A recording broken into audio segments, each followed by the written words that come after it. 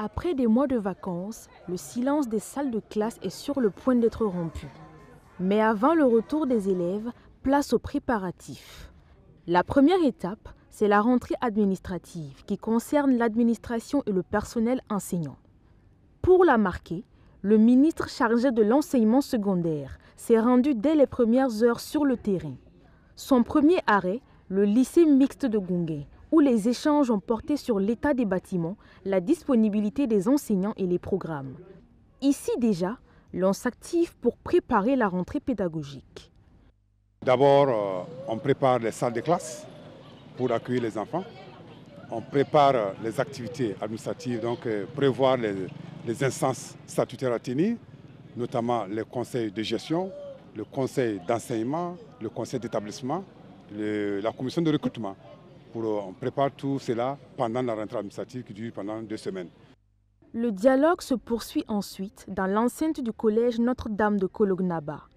Autour de la table avec les responsables, le ministre est venu écouter, questionner et constater. Mais pour cette année scolaire 2025-2026, plusieurs défis majeurs attendent le secteur.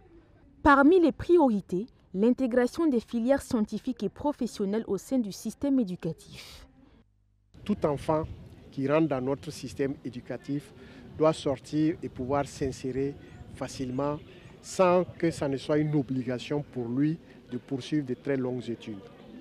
Donc nous travaillons à cela dans la professionnalisation des filières.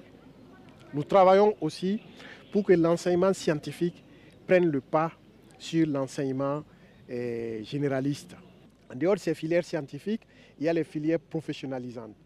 Nous avons pu identifier presque 1500 métiers de tout niveau, des niveaux ouvriers jusqu'à niveau ingénieur.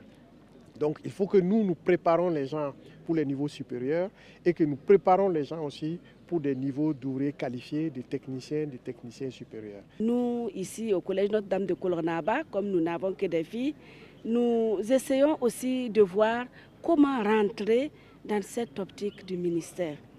Parce que l'éducation d'une fille, c'est l'éducation de toute une nation.